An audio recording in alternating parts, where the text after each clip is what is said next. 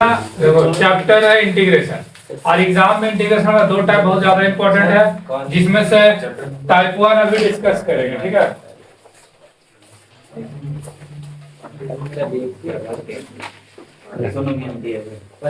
तो कल क्या है? टाइप 1 हम लोग डिस्कस करेंगे। लेकिन जैसे डिफरेंशिएशन वगैरह कुछ फार्मूला लिखे थे और उसी फार्मूला से ऑलमोस्ट सारा एक्सरसाइज सॉल्व हुआ था।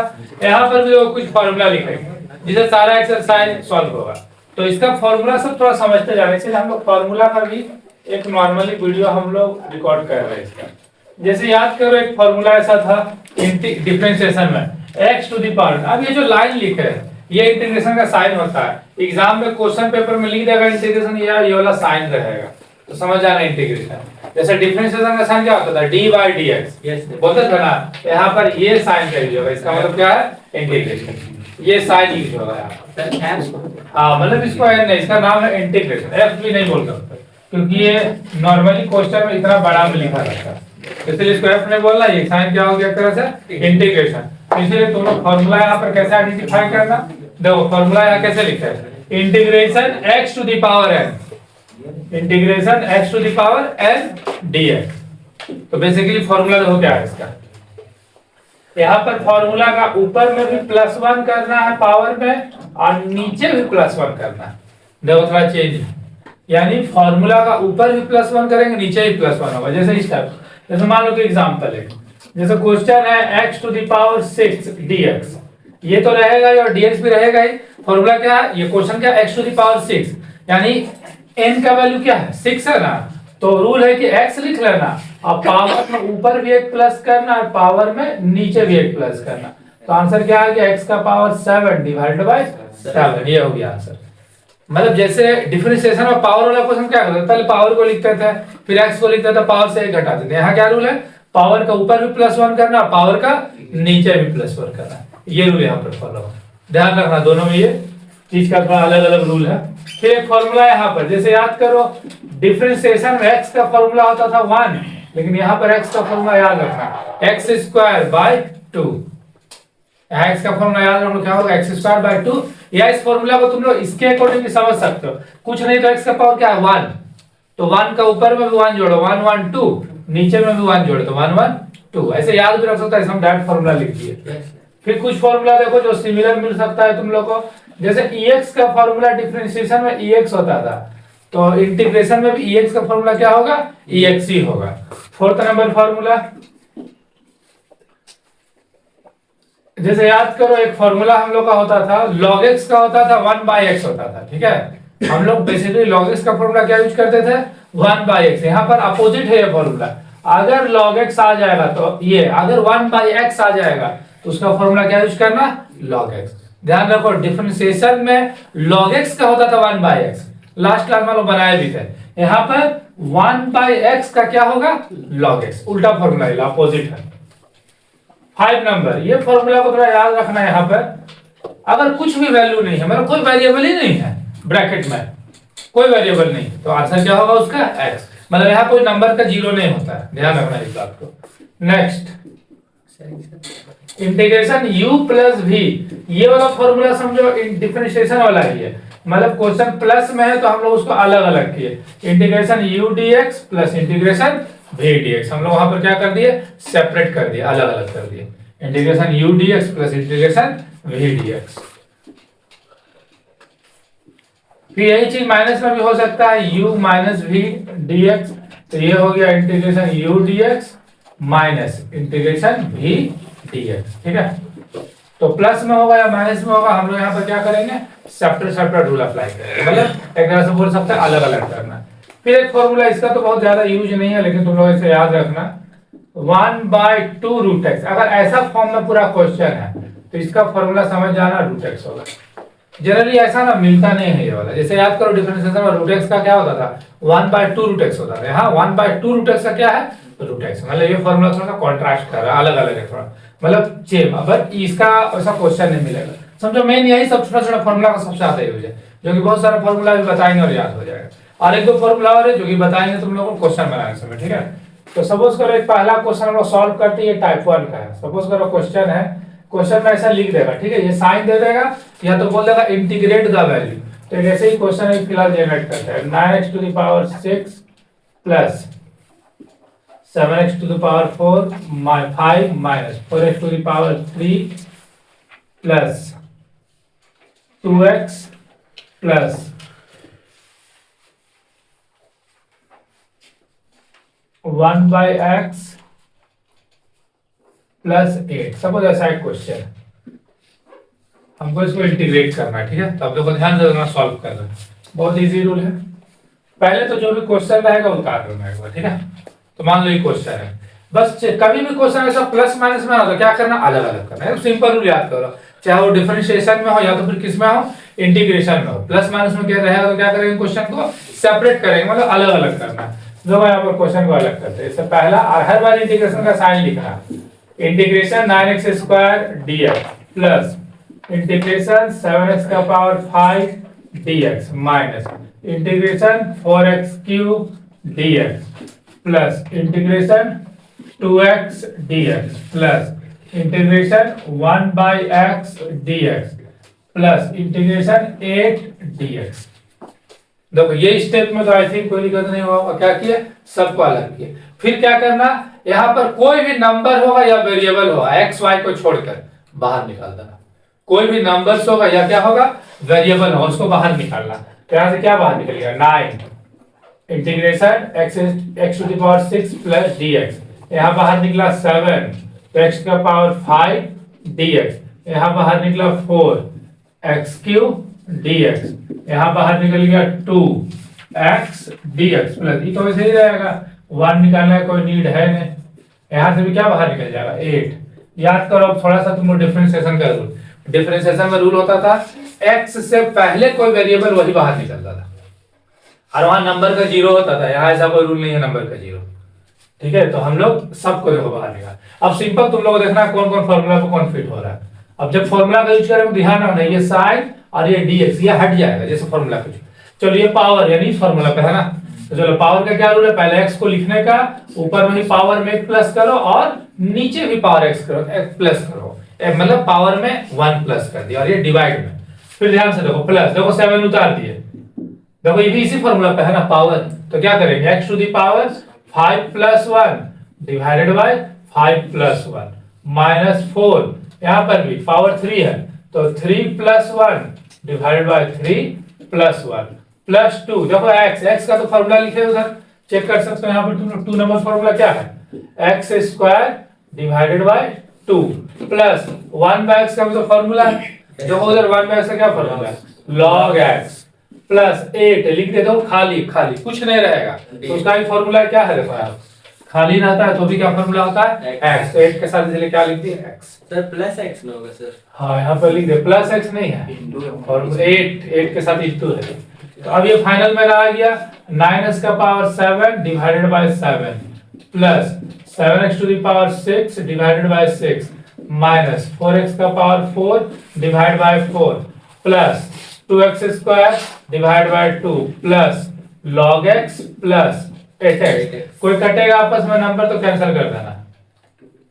चलो तो फिलहाल ये नहीं हुआ कैंसिल, 9x का power 7 divide by 7 plus 7x का power 6 divide by 6 minus x to the power 4 x square plus log x plus 8x। यही मेरा हो गया एक तरीके से आंसर, और एकदम सिंपल वे में फॉर्मूला फॉलो। बट थोड़ा सा ध्यान देना, जो भी आंसर आएगा इंटीग्रेशन में स्पेशली जो भी आंसर आएगा उसमें आंसर में तुम लोग अपने से क्या ऐड कर देना, प्लस सी। अब ये सी की ऐड की थोड़ा सा तुम लोग को समझाते हैं। तो पहले हम फॉर्मूला में भी सब जगह सी लिख दे रहे हैं, मतलब ये ध्यान रखना कि कोई भी आंसर आता है ना तो उसमें हम लोग क्या प्लस करना होता है, सी प्लस करना होता है, ठीक है। तो आप ये प्लस करते क्यों है, थोड़ा समझना मैटर को। पहले डिफरेंशिएशन में क्या होता था ना, कांस्टेंट का 0 मानते, जैसे ऐसा 8 आ गया तो उसका 0 होता था। यहाँ कांस्टेंट का हम लोग 0 नहीं मान रहे, तो हम लोग मान के चलते हैं कि यहाँ पर कोई कांस्टेंट होगा, इसीलिए सी प्लस करते हैं। ये चीज डिफरेंशिएशन में नहीं होता। तो पूरा इंटीग्रेशन चैप्टर में याद कर लो, पूरा इंटीग्रेशन में आंसर जो भी आएगा उसमें प्लस क्या कर देना, सी लगा देना।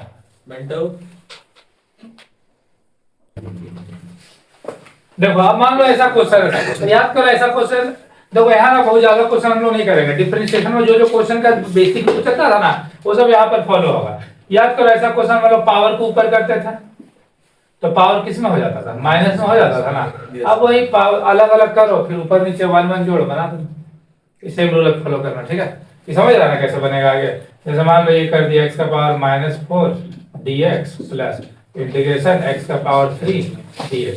तो हम लोग तो पावर में क्या करते हैं, ऊपर भी वन जोड़ते हैं और नीचे भी वन जोड़ते हैं, प्लस यहाँ पावर में ऊपर भी वन जोड़ेंगे और नीचे भी वन जोड़ेंगे। तो ये क्या आ जाएगा, x का पावर -3, यहाँ भी -3 प्लस x का पावर -2 डिवाइड बाय -, फिर पावर को वापस नीचे ले आओ तो -3x का क्यूब प्लस यहाँ भी 1। ऐसे तो -2 जो है ना यहाँ पर, इसको तुम लोग यहीं बीच में माइनस लगा दो तो पावर नीचे आएगा x² प्लस c आंसर। देखो रूल वही चला यहाँ पर, कोई ज्यादा रूल n+1। हाँ फॉर्मूला में n+1। चलो आगे अभी देखो नेक्स्ट। अब एक ही बार क्वेश्चन ही करना, थोड़ा ध्यान से समझते जाओ। चलो फिर देखो नेक्स्ट। अब जैसे याद करो ऐसा क्वेश्चन हम लोग का रहता था इंटीग्रेशन में, हम लोग ऐसा क्वेश्चन बनाया था।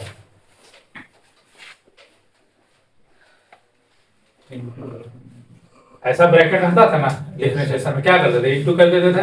चलो इनटू फिलहाल करते हैं, x को करो 2x² तो 2x³ minus x plus 4x² -2।